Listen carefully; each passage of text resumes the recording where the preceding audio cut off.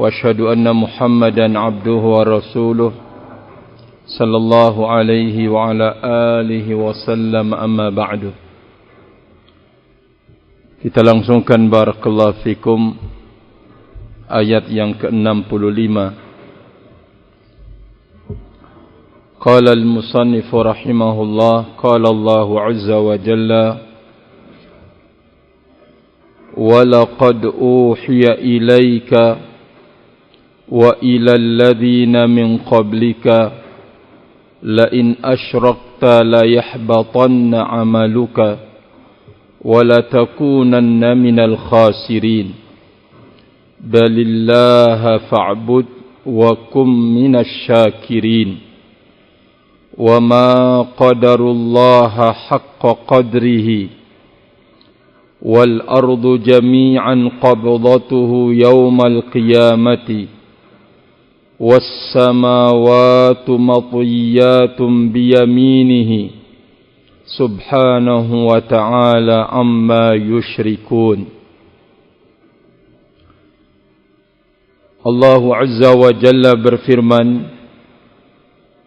dan sungguh telah diwahyukan kepada engkau wahai Muhammad sallallahu alaihi wasallam dan kepada orang-orang sebelum engkau apa bentuk wahyu Allah Azza wa Jalla? Jika engkau melakukan kesyirikan, niscaya akan benar-benar batal amalanmu dan engkau benar-benar termasuk orang yang merugi. Kepada Allah lah engkau menyembah, dan jadilah engkau termasuk orang-orang yang bersyukur. Dan mereka tidak memuliakan Allah subhanahu wa ta'ala dengan sebenar-benar pemuliaan. Bumi semuanya berada dalam genggaman Allah pada hari kiamat. Dan langit-langit dilipat dengan tangan kanannya. Maha suci Allah dan maha tinggi Allah dari apa yang mereka sekutukan.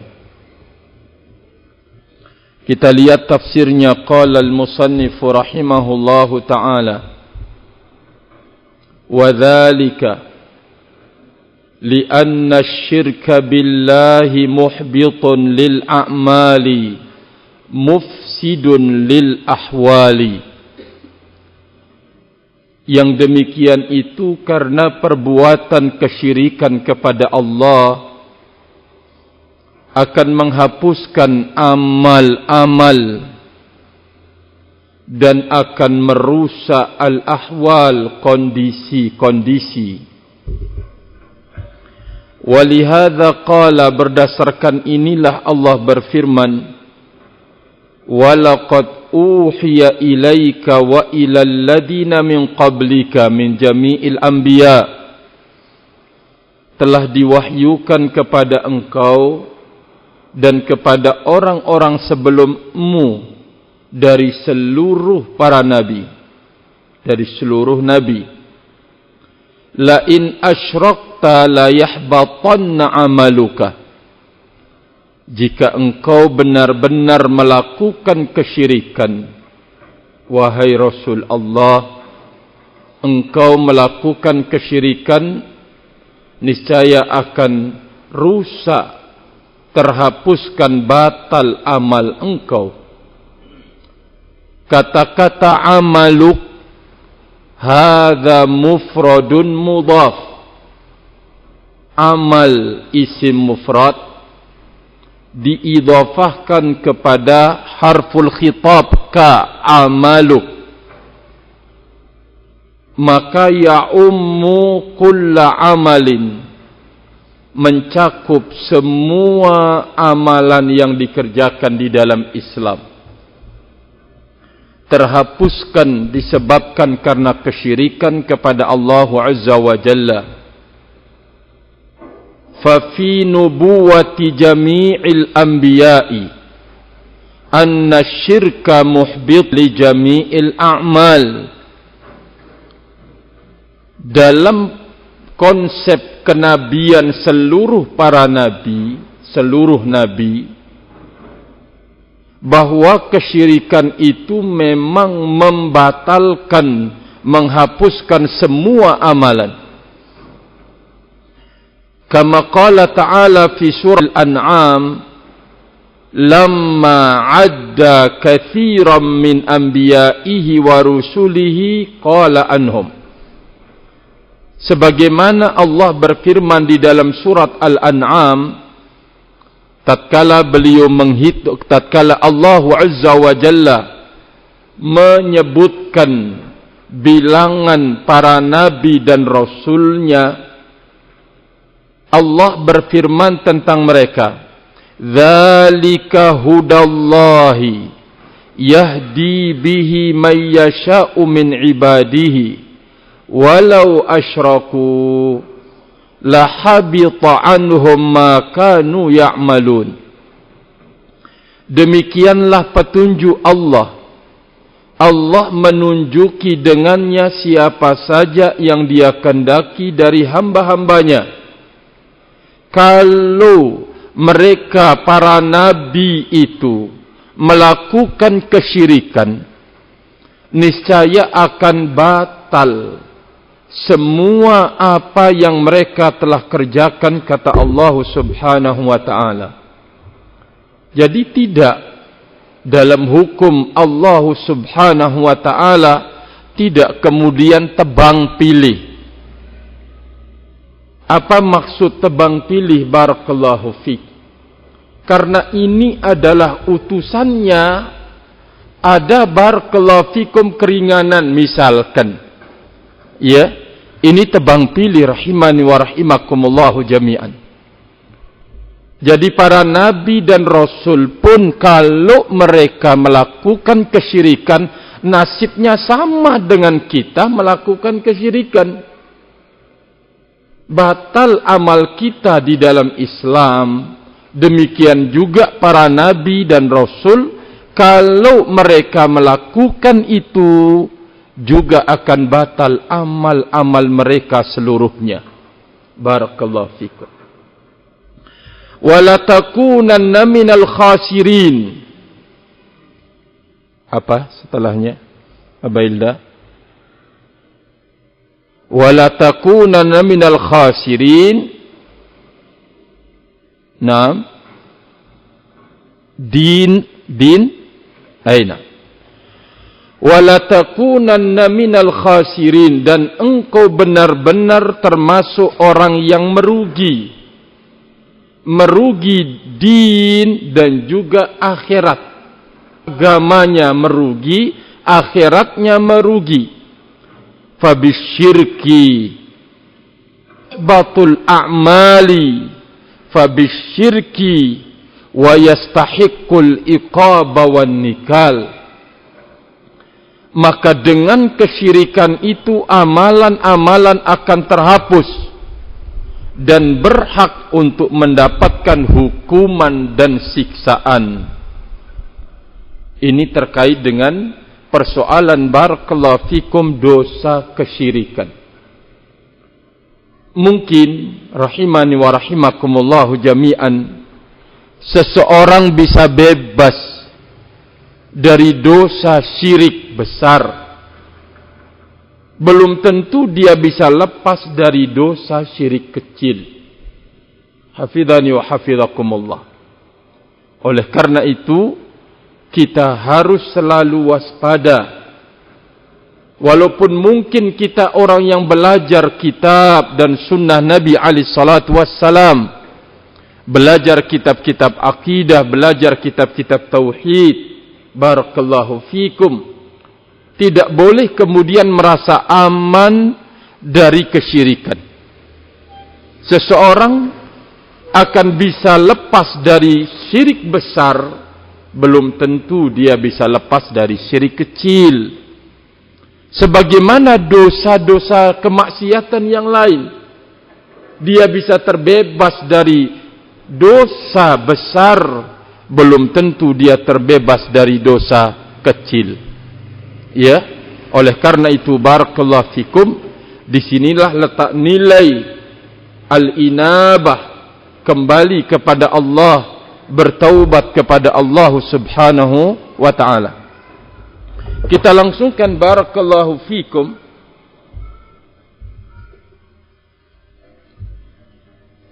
Kemudian beliau mengatakan, thumma qala balillaha fa'bud lamma akhbara annal jahilin ya'murunahu bisyirki wa akhbara an syana'atihi amarahu bil ikhlas. Maka kepada Allah lah engkau menyembah. Di saat Allah memberitakan bahwa orang-orang bodoh menyuruh beliau untuk melakukan kesyirikan, menyuruh Nabi kita alaihi salatu wassalam untuk melakukan kesyirikan, barakallahu fik.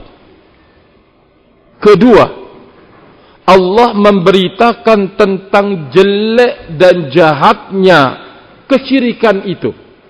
Dan sekarang di dalam ayat ini Allah Azza wa Jal memerintahkan untuk bil ikhlasi. Faqala balillaha fa'bud, ay akhlis lahul ibadata wahdahu la syarika lahu. Ikhlaskan bagi Allah Azza wa Jalla ibadah kepadanya semata, tidak ada sekutu baginya.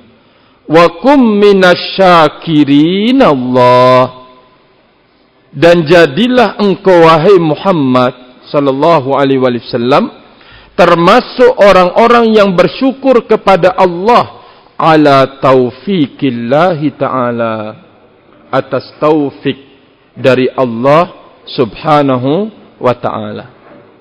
Jadi barakallahu fikum, sekarang beliau ingin menyebutkan Allah al-jahiliyah, orang-orang bodoh, menyuruh Nabi kita alaihi salatu wassalam untuk beribadah, barakallahu fikum, kepada selain Allah. Ya, nah, bisa melindungi diri dari tuntutan dan permintaan orang-orang bodoh tersebut karena dijemput oleh taufik dari Allah. Ya, contoh konkret di saat kemudian diceritakan oleh para ulama hikam yang sangat-sangat besar pada diri Nabiullah Yusuf alaihi salatu wassalam. Beliau muda, belia, gagah, barakallahu fikum, segala-galanya mendorong kuat untuk terjatuh di dalam dosa dan kemaksiatan, di dalam perzinaan. Sampai Allah Azza wa bercerita wanita raja itu berupaya untuk mengundang Nabi Yusuf. Nabi Yusuf pun punya kemauan kepadanya,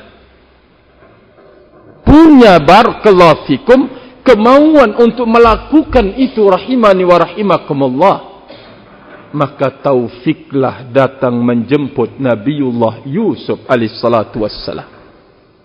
Nah, dalam semua barakallahu fikum peristiwa dan kejadian, ajakan, seruan, panggilan siapapun menuju penyimpangan, kesalahan dan kekeliruan, kita akan tidak menjawab.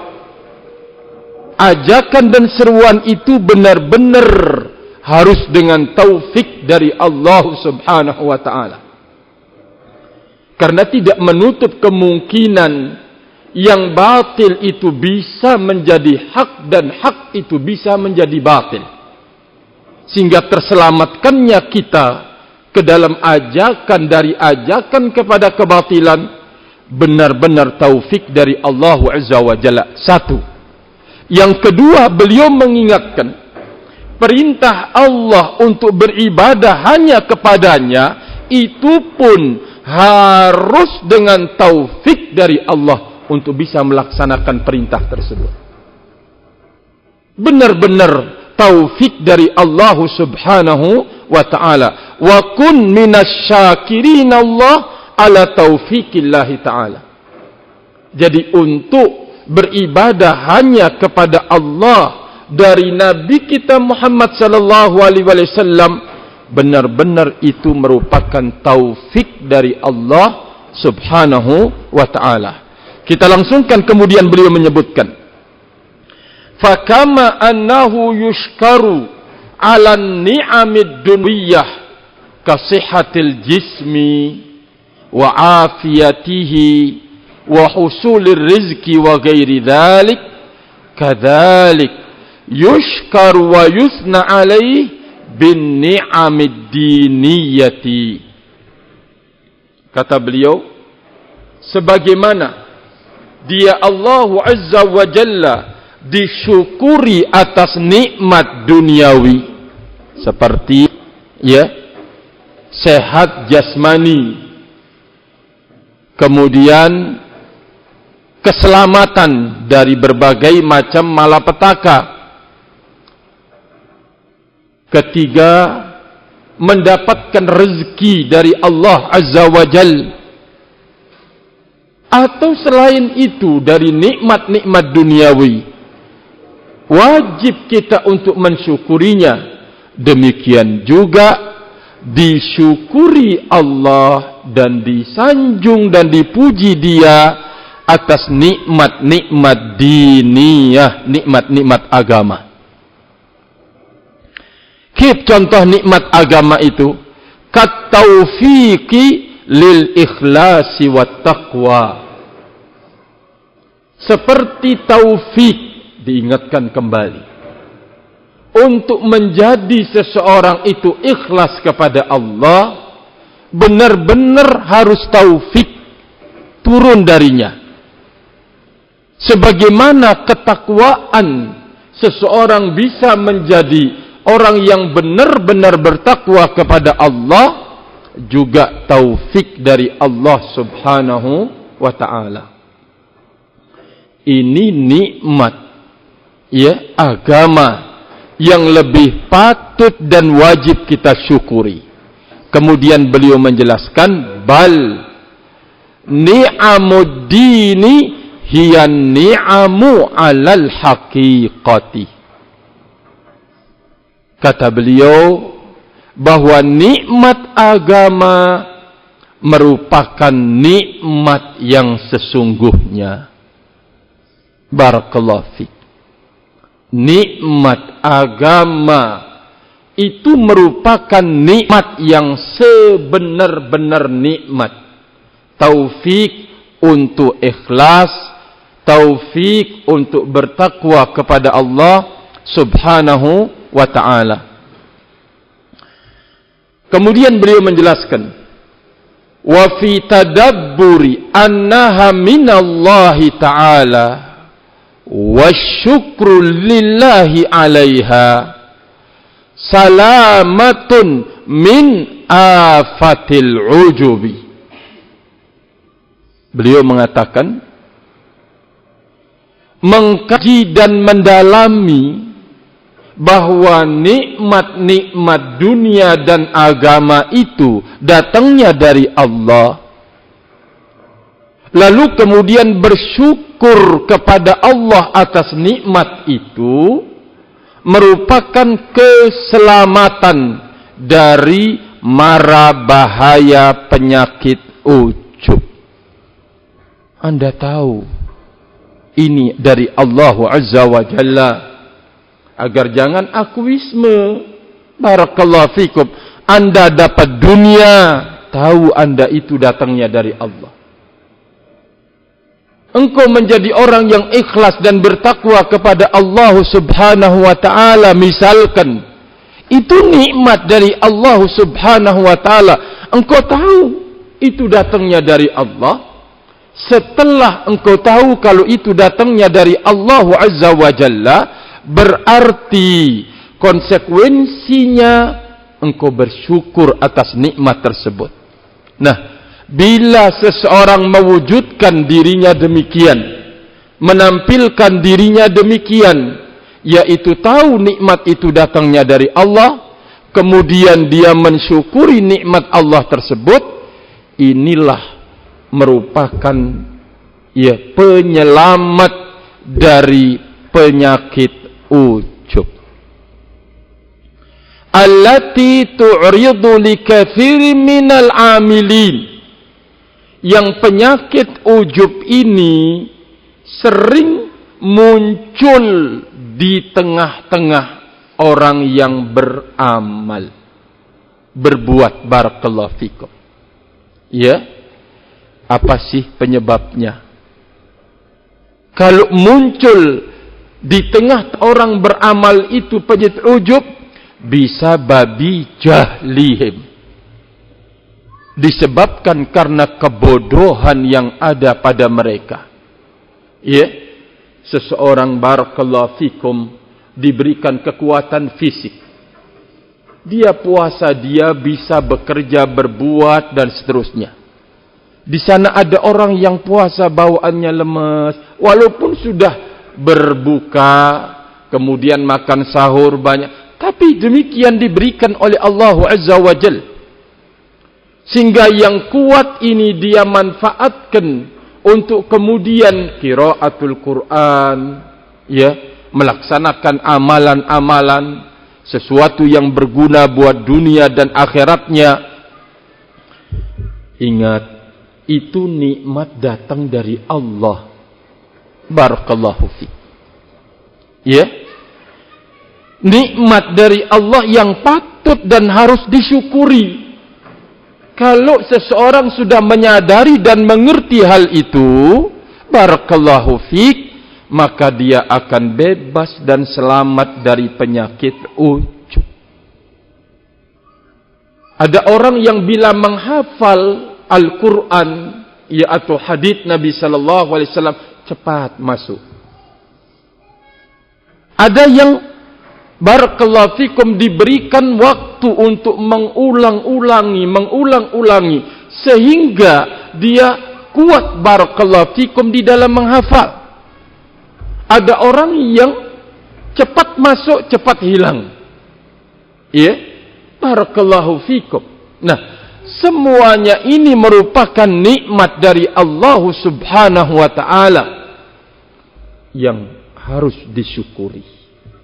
Karena kalau kita tidak menyadari nikmat dari Allah dan tidak membuahkan syukur, penyakit ujub yang akan datang barakallahu fikum. Wa illa, kata beliau, falau arafal abdu haqiqatal hal, kalau seseorang itu mengerti hakikat dari semua kondisi, haqiqatal hal, barakallahu fik, lam ya'jab bi ni'matin tastahiqu alaihi ziyadatus syukur. Kalau manusia itu atau hamba menyadari hakikat semua kondisi yang ada padanya, tidak akan pernah ujub dengan sebuah nikmat yang berkonsekuensi menambah syukurnya kepada Allah. Dia tidak akan pernah ujub barakallahu fikum. Ya, terkadang ini yang berat, rahimani wa rahimakumullahu jami'an. Apalagi kalau amalan itu bersinggungan dengan orang lain. Jadi ustaz, jadi da'i ilallah, barakallahu fikum, ya, bersedekah, ada kaitannya dengan orang lain. Maka ini akan lebih besar lagi peluang untuk gugur banyak hal yang harus dia miliki ketika beramal, dan akan hingga padanya beragam penyakit yang merusak amal. Contohnya ujub tadi, riya, barakallahu fikum, muncul sum'ah, rahimani wa rahimakumullahu jami'an.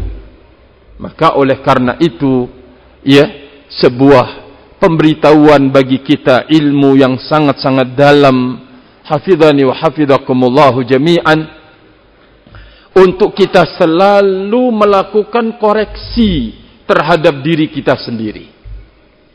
Ya, ketika muncul ujub dilawan. Jangan sampai kemudian barakallahu fikum dibiarkan bercokol. Ya, nas'alullah salamatal afiyah. Jadi sekali lagi beliau mengatakan, kalau seorang hamba itu benar-benar mengerti kondisi dia tidak pernah akan ujub terhadap sebuah nikmat yang Allah berikan, yang menuntut dia untuk banyak berterima kasih. Barakallahu fikum. Sekarang kalau Syekhuna Muqbil rahimahullahu ta'ala selalu mengingatkan kita, barakallahu fikum, dengan apa kita ini pantas untuk kemudian ujub, sombong, barakallahu fikum, lupa kepada Allah. Beliau sebutkan, ilmu adalah pemberian Allah. Anda tidak akan pantas sombong dengan ilmunya. Anda mau sombong dengan harta benda, kata beliau, wal mal minallah, harta benda datang dari Allah. Anda mau sombong dengan al-jamal, kegagahan, kegantengan, al-jamalu minallah. Kegagahan dan kegantengan itu datangnya dari Allah subhanahu wa ta'ala. Sungguh tidak ada peluang untuk kita boleh ujub sebagai manusia, apalagi kalau sampai angkuh dan sombong. Barakallahu fikum. Kemudian beliau mengatakan, yaqulu ta'ala wa ma qadara haula al-musyrikun rabbahum haqqa qadri. Allah berfirman, mereka orang-orang musyrik itu tidak mengagungkan Rabbka dengan sebenar-benar pengagungan. Wala 'azzamu haqqa ta'zimihi. Mereka tidak memuliakan Allah dengan sebenar-benar pemuliaan. Bal fa'alu ma yunaqidu dzalik. Bahkan mereka melakukan lawanan dari itu. Min isyrakihim bihi man huwa naqisun fi awsafihi wa af'alihi. Bentuk pelecehan, perendahan, penghinaan mereka kepada Allah, mereka tidak memuliakan sedikit pun Allah Azza wa Jalla, yaitu dengan kesyirikan yang ada pada mereka. Mereka sekutukan Allah dengan manusia yang kurang dari semua sisi, pada sifatnya kurang, ya, pada af'alihi, perbuatannya juga demikian. Seseorang dikatakan lembut, suatu saat Anda melihat dia garangnya nemen. Ya, itu sifatnya manusia penuh dengan kekurangan. Suatu ketika Anda melihat dia bertawadu, merendah diri, tetapi Anda lihat dia orangnya sulit untuk kemudian mau menerima kebenaran. Barakallahu fikum, sombong. Rahimani wa rahimakumullahu jami'an. Ya, jadi ini sifatnya manusia. Sehingga bolehlah engkau memuji seseorang, tapi ingat, Anda jangan lupa, ya, Masya Allah, tabarakallah. Kenapa barakallahu fikum? Karena di saat memuji itu akan banyak hal terjadi. Pertama, orang yang punya jiwa hasad akan memanfaatkan pujian itu, mengirim ketidaksukaannya, sehingga orang yang dipuji kemarin sehat, sekarang sakit, sakitnya parah lagi. Barakallahu fikum. Panasnya parah sekali. Ya. Makanya ketika memuji, barakallahu fikum, Syekhuna Muqbil rahimahullah selalu mengkul Masya Allah, tabarakallah. Ya. Karena takut akan kena oleh penyakit mata jahat. Barakallahu fikum. Beliau ucapkan di tengah para penuntut ilmu semuanya. Barakallahu fikum. Maksudnya bahwa penyakit ini akan bisa datang dari orang yang punya jiwa hasad, walaupun dia penuntut ilmu, walaupun dia dai ilallah, akan dimanfaatkan oleh syayatin. Barakallahu fikum. Maka tidak pantas Allah disekutukan dengan manusia yang penuh kekurangan sifat-sifatnya, perbuatan-perbuatannya. Ya, sekarang kuat bekerja sebentar, lewat 5 menit mulai sudah, ya, kehausan, minum, menunjukkan lemah manusia itu. Tambah 10 menit sudah mulai ngomong, ya, lelah. 15 menit sampai kemudian setengah jam mulai keluar kata-kata yang tidak enak. Barakallahu fikum. Terkadang dia lampiaskan lewat siul-siul, lewat nyanyi, lewat apa, menunjukkan bahwa perbuatan manusia itu serba kekurangan. Kata beliau menjelaskan, fa'awsafuhu naqisatun min kulli wajhin. Di luar mainnya. Sifat-sifat manusia itu penuh kekurangan dari semua sisi. Wa af'aluhu, demikian juga perbuatan-perbuatannya. Laisa indahu naf'un wala dhur. Manusia itu tidak bisa mendatangkan manfaat buat dirinya, dan juga tidak pula bisa menolak mudarat. Barakallahu fiik. Wala ata wala mana'. Tidak pula memberi dan tidak pula mampu mencegah. Wala yamliku minal amri syai'a. Inilah dia hakikat manusia, tidak punya apa-apa. Barakallahu fiik. Mungkin orang tua marah, saya yang telah memberikan kamu duit, membesarkan kamu. Oh maaf, kalimat ini salah. Ya, jangan keluar dari seorang sunni salafi.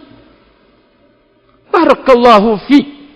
Kalaupun Anda bisa memberi kepada istri dan anak, Anda itu adalah sebagai jembatan saja untuk menyampaikan rezekinya Allah kepada mereka. Barakallahu fiik. Jangan, rahimani wa rahimakumullahu jami'an, seolah-olah kalau Anda wahai ab, wahai tidak ada anakmu mati kelaparan. Oh enggak. Akan Allah berikan dia rezeki dari arah yang lain.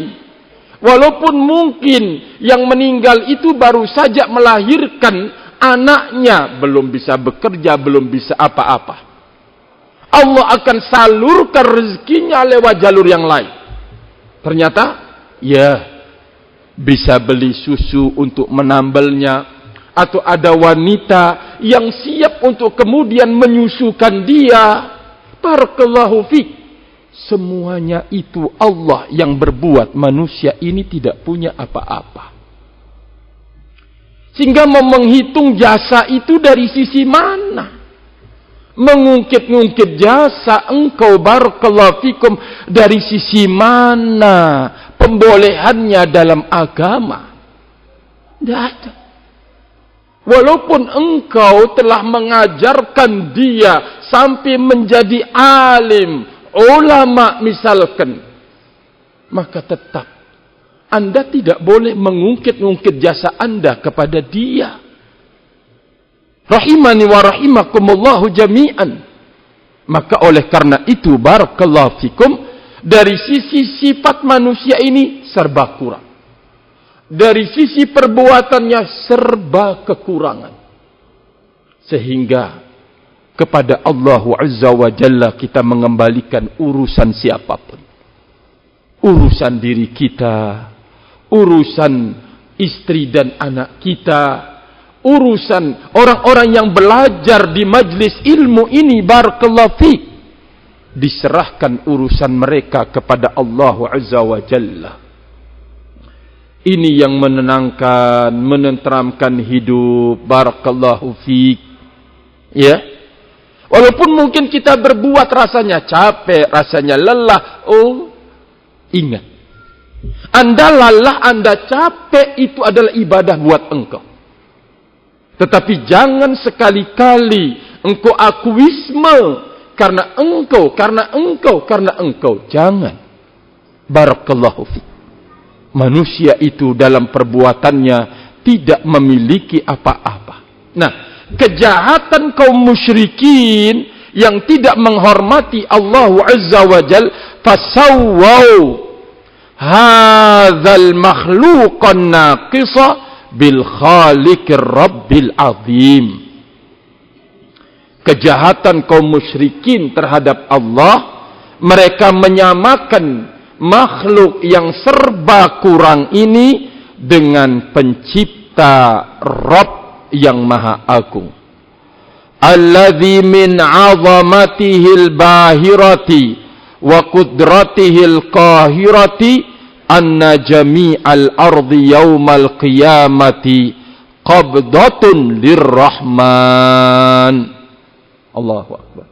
Wa anna as-samawati ala si'atiha wa 'azamatiha matwiyatum biyaminihi. Kata beliau, barakallahu fikum, yang bentuk keagungan Allah yang terang, kekuatan Allah yang berkuasa qahirah, yang menguasai, bahwa semua langit yang 7 lapis kelak pada hari kiamat Allah atau berada dalam genggaman Ar-Rahman, dalam genggaman Allah Subhanahu wa ta'ala. Demikian langit yang dengan luasnya dan besarnya langit terlipat di tangan kanannya Allah Azza wa Jalla. Allahu Akbar. Barakallahu fikum. Falam yu'azzimhu haqqa ta'zimihi man sawwa bihi ghairahu. Tidaklah mengagungkan Allah dengan sebenar-benar pengagungan orang yang menyamakan Allah dengan selainnya. Wahal azlamu mimman fa'ala dzalik. Apakah ada yang lebih zalim lagi dari orang yang melakukan demikian? Subhanahu wa ta'ala amma yusyrikun. Tanazzaha wa ta'azama an syirkihim bih. Maha suci Allah, maha agung Allah dari apa yang mereka telah sekutukan dengannya. Barakallahu fiik. Jadi ini rahimani wa rahimakumullah jami'an terkait dengan apa yang disebutkan oleh Allah, bahwa mereka benar-benar tidak mengagungkan Allah dengan sebenar-benar pengagungan. Maka siapapun yang ada pada dirinya jiwa kesyirikan, maka telah disebutkan oleh Syekhul Islam Ibnul Qayyim rahimahullah, hadmun rububiyah, sebagai bentuk penghancuran terhadap rububiyah Allah Azza wa Jal, wa tanaqqusun bil uluhiyah, dan termasuk pengikisan, pelecehan terhadap hak uluhiyah Allah Azza wa Jalla, wa su'udzan bi rabbil alamin, berburuk sangka kepada Allah Azza wa Jalla. Sekian banyak kejahatan terkait dengan hak-hak Allah Subhanahu wa ta'ala.